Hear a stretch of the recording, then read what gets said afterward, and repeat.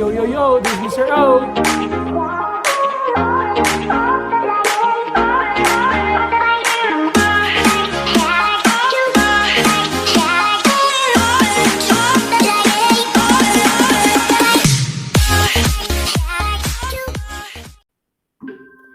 Yo, this is Mr. O. And today we're going to learn about triangle mid-segment. A triangle mid-segment is a segment that connects the midpoints of the two sides of a triangle. So, for example, this triangle here, triangle ABC, and the midpoint of AB is D, the midpoint of BC is E. Therefore, we can say that these two here are equal and these two here are equal. And if we connect them, that's our mid-segment. So for this case, segment DE is the mid-segment of the triangle ABC. So with triangle mid-segment theorem, if a segment joins the midpoint of the two sides of a triangle, then the segment is parallel to the third side and half as long. So meaning to say, if this one measures 8, this mid-segment and this side here will be parallel, and it measures half of 8, which is just going to be 4. Okay, or vice versa. So if I say that this one here is 3, so I know the third side there will be 6. Okay, and they happen to be parallel. Okay, so I want to make sure that that's clear to you guys. Okay, so using the diagram above, if DE is a mid-segment of ABC, then we can say here that AC segment side AC is parallel to DE, and we can say that the measurement of DE is half of AC. Okay, or if you double the DE, that will be AC. Okay, all right, let's move on now to our examples here. So identify all pairs of parallel segments. So given the triangle QRS, and I see some other information in this triangle, I can see that QW and SW are congruent because W is the midpoint. I have here on this side of QR, X is the midpoint of QR. And since these two here are equal, I can say that Y is the midpoint of RS. So if that's the case, we know already that if the mid-segment XY, no, that's not XY, that's WY. WY is parallel to where? This WY is parallel to QR. Okay, likewise, this pink mid-segment or XY is parallel to QS. And last one here, I have here XW is parallel to RS. So there could be 3 mid-segment in a triangle here, right? If L, M, and N are the midpoints of the sides, so these are the midpoints.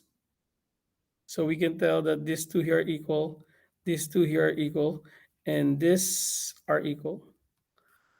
Triangle of the triangle PQR.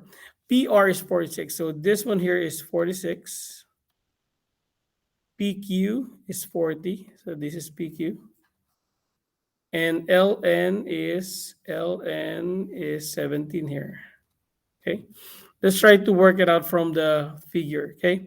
So if we know that PR is 46, then we can say that this measures 46 divided by 2 is 23. This is 23. Right? We know this 40, so this is 20, and that's 20. And applying the mid-segment theorem, it says there that this mid-segment here is 17. How much would be the entire thing here? This would be half of the QR, so double of the mid-segment. So the QR here will be 34 times 2, 17 times 2 is 34. And since we know that this is the mid-segment, this is a mid-segment NM, and parallel to PQ. So if the entire thing is 40, this will be 20. And since this one here is 46, this will be here is equal to 23, is half of it, right? So let's complete the answer now. What is LM? LM is 23. MN, where's MN? MN is 20. QR is 34. And MR is 17 because half of 34 is 17 and 17. If you notice, guys, if this one here is 17, that's 17 also. And also the mid segment parallel to QR is also 17. Find the value of x of this triangle here. Again, we know that if I double this, it will be equal to that one. And make sure you understand that it's a mid segment. And how did I know it's a mid segment? Because this are equal and this one here are equal. So I can say that if I double the mid segment, which is 7x, that will equal to the opposite side, to the one parallel to it, which is 17x minus 18. So therefore, just to work it out, 2 times 7x is 14x, and this is 17x minus 18. I'll move the 17x to the left. That will give me negative 3x is equal to negative 18 divided by negative 3. That will give me 6. Kaboom. Let's find the RT here. So again, this is a mid-segment PQ because these two here are equal and these two are equal. So I know this segment crosses the midpoint. It connects the midpoints of the triangle of the sides PS and TS. So therefore, if I double this, it would be equal to the parallel side. So twice of 15x minus 17 is equal to 23x minus 6. So I can distribute the 2 here, will give me 30x minus 34 equals 23x minus 6. Combine the like terms by moving this to the left by subtracting 23, that gives me 7x. Move the negative 34 to the right, will be positive 34 there, that will give me 28. Divide by x, I divide by 7, that will give us 4. But we don't stop there because the question is, what is RT? RT is right here. So I'm going to plug in the x 4 to the 23x minus 6 here. 23 times 4, that will be, I want to say 92, but let's double check. 23 times 4, it's 92. 92 minus 6 will be 86. So RT measures 86. All right, find the measure of each missing angle here. So we're given this triangle here, and it says here these two here are congruent. These two here are congruent. So we know this blue segment here is the mid segment. Okay, so let's try to answer all. So we know that's 118. So if this one is 118, we know that this one here is a linear pair, right? That's a linear pair. And remember, these two here are parallel. So we might need to use the concept of alternate interior corresponding and everything, you know. So we know this 118, angle 1 is linear pair to that one because this form a straight line, okay? So I'm going to subtract 180 minus 118 will give me 62. So this will be 62 right here, right? And also, you can extend the parallel lines for you to see it better, you know. And I can tell you that this is my transversal line here. So with that being said, if this is 62 here, this is also, angle 5 has to be 62 also, right? Has to be 62 because they're corresponding. So we know that angle 1 is 62, angle 5 is 62 there, right? And we can see the triangle here.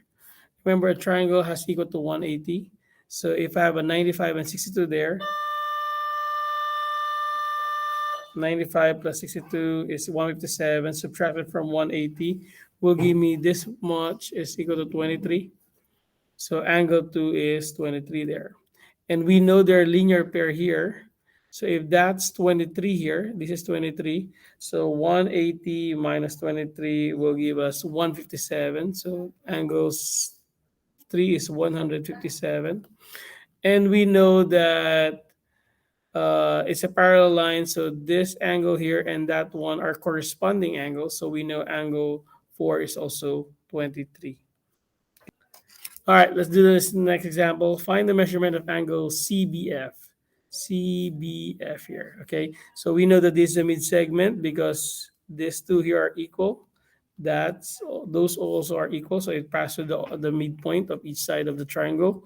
So what do we know about these two sides here? Remember, guys, these are parallel lines. If they're parallel lines, these may transversal.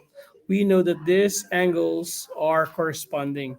Corresponding angles are congruent. So we can say 9x plus 2 is equal to 15x minus 52. Work it out. I'll move the 9x to the right, will give me 6x here. I'll move the 52 to the left, that will give me 54. Divide by 6, divide by 6, therefore 9 is equal to x. And we're going to plug in the 9 to angle CBF. CBF is right here. So 9 times 9 plus 2. Sorry, this is an ugly 2. 9 times 9 is 81 plus 2 will give us 83. So the measurement of angle CBF is equal to 83. All right.